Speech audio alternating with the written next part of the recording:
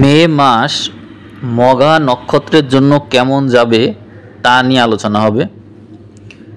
আপনারা আপনাদের যে 6টি নাড়ি আছে তার মধ্যে দেখতে পাবেন আপনাদের 25, 27 এবং 5 নম্বর নাড়ি এই সময়ে গ্রহযুক্ত আছে। অর্থাৎ 25 নম্বর নাড়ি যা হচ্ছে আপনাদের সাংঘাতিক নাড়ি, এখানে পুরো মাস জুড়ে রাহু অবস্থান করবে। তার মানে এই মাসে আপনি সাংঘাতিক বিপদ আপদের ভিতর দিয়ে যাওয়া বা সাংঘাতিক সমস্যা মোকাবেলা করা এই সম্ভাবনা কিন্তু প্রবলভাবে রয়েছে এবং এটা থাকবে। আপনাকে নিজের বুদ্ধি বলে এটা নিয়ন্ত্রণ করতে হবে। তারপরে আপনার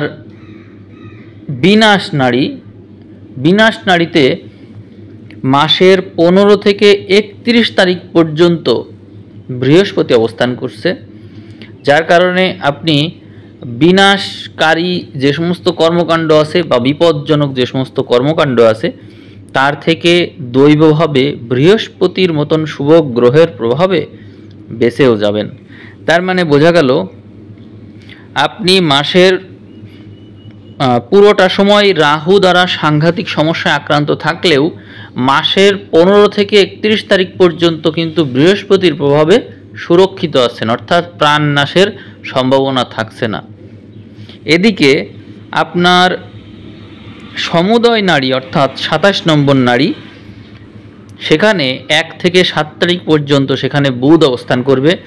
বুধ শুভগ্রহ, যার কারণে মাসের প্রথম 7 দিনও আপনি সুসম্পর্ক বজায় রাখা, ভালো বন্ধুত্ব পাওয়া, কারো হেল্প পাওয়া, এরকম নানান সুযোগ সুবিধা পাচ্ছেন। তাহলে দেখা যাচ্ছে মাসের প্রথম 7 দিন এবং মাসের শেষের 15 দিন এই সুবিধা আপনি পাচ্ছেন। অর্থাৎ এর থেকে স্পষ্ট হয়ে যায় যে মাসের প্রথম সপ্তাহ পার হওয়ার পর অর্থাৎ 8 তারিখ থেকে 15 তারিখ পর্যন্ত আপনার সমস্যা রয়েছে। এই দিনগুলো আপনার জন্য খুব বেশি সাবধানতার মাধ্যমে পার করার দিন। তাহলে এখান থেকে আপনি স্পষ্ট হয়ে গেলেন যে মাসের কোন সময়টাই আপনাকে অধিক সাবধান থাকতে হবে। এবার সার্বিক বিষয় নিয়ে আলোচনা হবে। আপনার জন্ম সময়ে চন্দ্র নিশ্চয়ই সিংহতে ছিল এবং চন্দ্র এখানে মঘা নক্ষত্রে ছিল, যার কারণে আপনার সিংহ রাশি হয়েছে।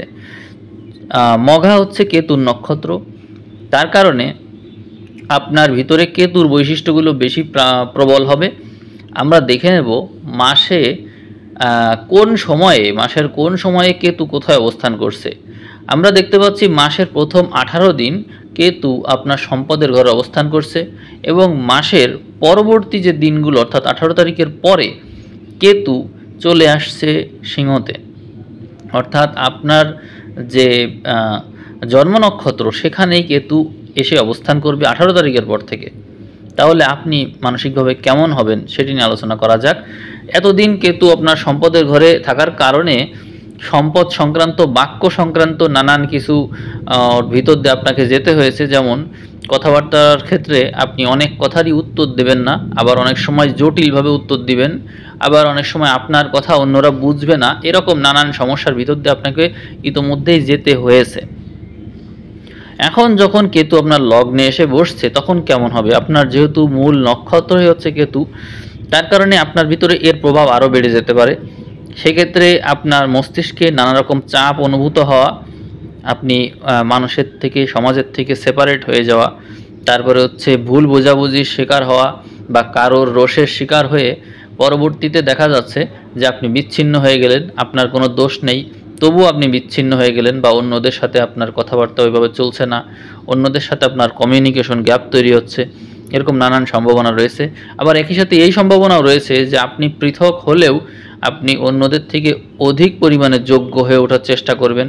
এই সময়ে আপনার গবেষণাধর্মী মন, মাইন্ড বা চেতনা আপনাকে নতুন নতুন এক্সপিরিয়েন্স দিয়ে যাবে এবং অন্যদের থেকে সেপারেট থাকলেও আপনার যোগ্যতা তাদের চাইতে অনেক বেশি থাকবে। এমন নানান সম্ভাবনা কিন্তু তৈরি হয়ে যাচ্ছে কেতুর প্রভাবে। কেতু মানুষকে আধ্যাত্মিক শক্তি দিয়ে থাকে এবং তাদের ভিতরে ইনটিউশনের ক্ষমতা দিয়ে থাকে। এছাড়াও তারা সমাজে থেকেও মানুষকে বিচ্ছিন্ন রাখতে শেখায়। কেতুর সুবিধা যেরকম আছে অসুবিধাও আছে। কেতু মানুষকে অনেক বেশি দুশ্চিন্তা দিয়ে থাকে, ভয়, নানা রকমের ফাড়া, নানা রকমের দুশ্চিন্তা এবং তার মাধ্যমে নানা রকম রোগ, স্বপ্ন দেখা, ঘুমের ভিতরে ভয় পাওয়া, এরকম নানান সম্ভাবনা তৈরি হয়ে যায়। তা আপনাদের জীবন পদ্ধতি অনুসারেই কেতু আপনাদেরকে ফল দেবে। আপনারা চেষ্টা করবেন লাল রঙের পোশাক পরিধান করার। যাদের কেতু সমস্যা আছে তারা লাল রঙের পোশাক পরিধান করবেন, আর যাদের পক্ষে সম্ভব তারা অবশ্যই মেডিটেশনটা করবেন। মেডিটেশন করলে কেতু খুব ভালো ফল দেয় এবং কেতুর নেগেটিভিটি একেবারেই কেটে যায়। কেতু মানুষকে মূলত আধ্যাত্মিক জীবনের দিকে নিতে চায়, আধ্যাত্মিক বানাতে চায়। সেটি যদি আপনি নিজে থেকেই করেন তাহলে খুবই ভালো হয় আপনার জন্য। কেতু 18 তারিখের পর থেকে আপনার রাশিতে অবস্থান করবে, সেই কারণে যারা শিল্পমনা আছে তাদের ভিতরে নতুন নতুন আইডিয়া আসবে এবং যারা অনেক বেশি অস্থির মনা, তাদের অস্থির চিত্ত অনেকটাই কমবে। তাদের ভিতরে মেডিটেশনের যে মাইন্ড সেটা তৈরি হবে, তাদের ভিতরে ধীর স্থির ভাবনা আসবে, তারা অনেক বেশি চিন্তাশীল হয়ে উঠবে, তারা গভীর অন্তর্দৃষ্টি লাভ করবে। এই সম্ভাবনা অনেক অনেক বেড়ে গেল। এবার আপনার সপ্তমে যে রাহু প্রবেশ করবে 18 তারিখের পর, তার কি হবে? সেক্ষেত্রে আপনার জীবনসঙ্গী হঠাৎই বদলে যেতে শুরু করবে। তার ভিতরে অনেক বেশি উচ্চাকাঙ্ক্ষা দেখা যাবে। সে আপনার সাথে পায়ে পাড়া দিয়ে ঝগড়া করতে পারে, আপনার সাথে দুর্ব্যবহার করতে পারে, আপনাকে কটু কথা শোনাতে পারে। এরকম নানান সম্ভাবনা তৈরি হবে। আপনার বিজনেস থেকে থাকলে বিজনেসে দেখা যাবে কর্মকাণ্ডগুলো এমন হবে যে আপনাকে অনেক বেশি দৌড়াদৌড়ির ভিতরে থাকতে হবে, অনেক বেশি পরিশ্রম করতে হবে। এই সম্ভাবনাটা বাড়বে।